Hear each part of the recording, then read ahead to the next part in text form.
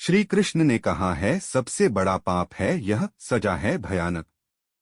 शास्त्रों पुराणों में बताया गया है कि मनुष्य धरती पर रहकर जो भी अच्छे या बुरे कर्म करते हैं, उन सभी कर्मों का लेखा जोखा मृत्यु के बाद होता है और उसके अनुसार सजा और पुनर्जन्म मिलता है।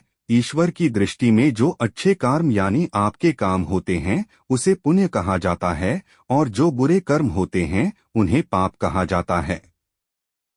पुराणों में कई अच्छे और बुरे कर्मों के बारे में बताया गया है। गरुड़ पुराण और कठोपनिषद में तो यह भी बताया गया है कि मनुष्य को अपने पाप कर्मों के कारण मृत्यु के बाद अलग अलग तरह के पापों के लिए कौन कौन सी अलग सजाएं दी जाती हैं। गरुड़ पुराण में उल्लेख मिलता है कि मनुष्य धरती पर जो कुछ भी पाप करता है उन सभी पापों की अलग अलग सजा बारी बारी से मिलती है। यम के न्याय में किसी भी पाप की सजा से बचा नहीं जा सकता है। कामी व्यक्ति के लिए ऐसी है सजा। गरुड़ पुराण में बताया गया है कि परस्त्री पुरुष संबंध रखने वाले को लोहे के गर्म सलाखों को आलिंगन करवाया जाता है। जो पुरुष अपने गोत्र की स्त्री से संबंध बनाता है उसे नर्क की यातना भोगकर लकड़बग्घा अथवा शाही के रूप में जन्म लेना पड़ता है। कुंवारी अथवा अल्पायु कन्या से संबंध बनाने वाले को नर्क की घोर यातना सहने के बाद अजगर योनि में आकर जन्म लेना पड़ता है। जो व्यक्ति काम भावना से पीड़ित होकर गुरु की पत्नी का मान भंग करता है, ऐसा व्यक्ति वर्षों तक नर्क की यातना सहने के बाद गिरगिट की योनि में जन्म लेता है। मित्र के साथ विश्वासघात करके उसके पत्नी से संबंध बनाने वाले को यमराज गधा की योनि में जन्म देते हैं। लेकिन व्यभिचार और धोखा देने से भी बड़ा एक पाप है जिसकी सजा कठोर है। महाभारत के समय एक व्यक्ति ने ऐसा पाप किया था, लेकिन आजकल बहुत से लोग ऐसे पाप करने लगे हैं। जानिए वह पाप क्या है और इसकी सजा क्या है। विज्ञापन। कृष्ण की दृष्टि से यह है सबसे बड़ा पाप। भगवान श्री कृष्ण ने दृष्टि में जो सबसे बड़ा पाप है वह है भ्रूण हत्या। महाभारत युद्ध समाप्त होने के बाद जब द्रोणाचार्य के पुत्र अश्वत्थामा ने उत्तरा के गर्भ में पल रहे बालक परीक्षित पर ब्रह्मास्त्र का प्रयोग करके उसकी हत्या कर दी, तब भगवान श्री कृष्ण सबसे अधिक क्रोधित हुए थे। श्री कृष्ण ने उस समय ही यह घोषणा कर दी थी कि अश्वत्थामा का पाप सबसे बड़ा पाप है, क्योंकि उसने एक अजन्मे बालक की हत्या की थी। श्री कृष्ण ने इस पाप की सजा स्वयं अश्वत्थामा को दी थी। श्री कृष्ण ने अश्वत्थामा के सिर पर लगा चिंतामणि रत्न छीन लिया और शाप दिया कि तुमने जन्म तो देखा है लेकिन मृत्यु को नहीं देख पाओगे, यानी जब तक सृष्टि रहेगी तुम धरती पर जीवित रहोगे और कष्ट प्राप्त करोगे। भ्रूण की हत्या करने वाले के लिए सबसे कठोर सजा निर्धारित है और ऐसे व्यक्ति को कई युगों तक इस सजा का दंड भुगतना पड़ता है। विज्ञापन।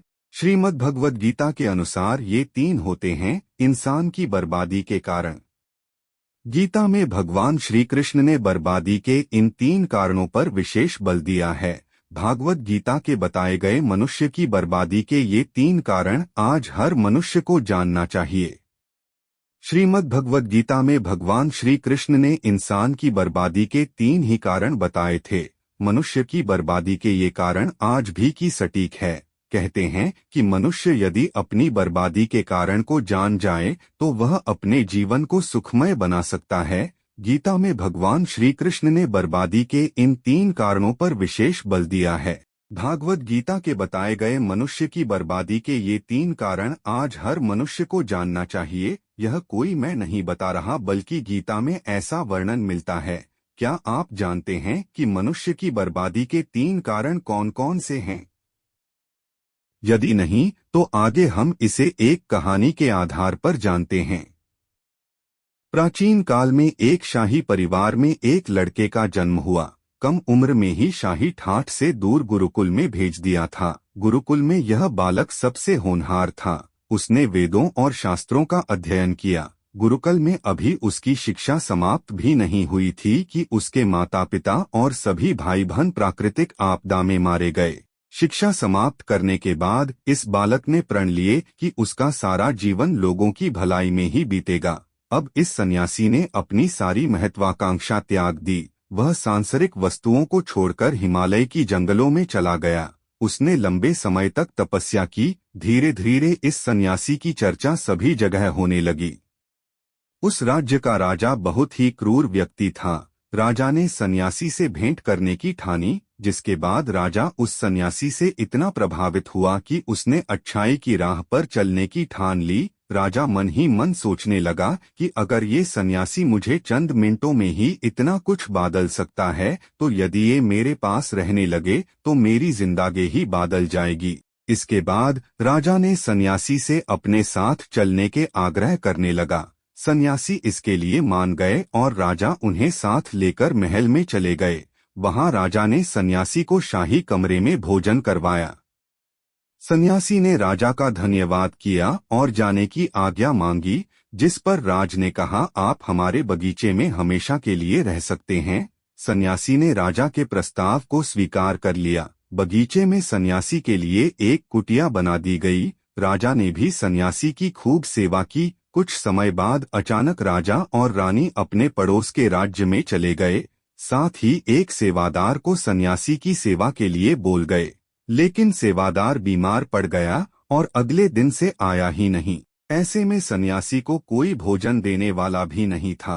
कुछ दिनों के बाद जब राजा वापस आए तो सन्यासी ने राजा को बहुत डांटा। राज ने सन्यासी से क्षमा मांगी और फिर सब कुछ ठीक हो गया। फिर कुछ दिन बाद राजा को राज्य से फिर कुछ दिनों के लिए बाहर जान पड़ा। इस बार राजा ने रानी को आदेश दिया कि जब तक वह आते नहीं तब तक राजा को किसी प्रकार की दिक्कत नहीं होनी चाहिए। जिसके बाद रानी हर रोज भोजन पकाकर सन्यासी को भेज देती। एक दिन रानी नहाने के लिए गई और सन्यासी को भोजन देना भूल गई। जब भोजन नहीं आए तो सन्यासी सोच में पड़ गया कि और वह खुद महल में जाकर देखा। सन्यासी की नजर रानी पर पड़ी। उसने रानी के अद्भुत रूप को देखकर चकित हो गया। सन्यासी रानी की सुंदरता को भुला न सका और उसने खाना पीना छोड़कर अपनी कुटिया में पड़ा रहा। राजा जब वापस लौटे तो उसे सन्यासी के हाल का पता लगा।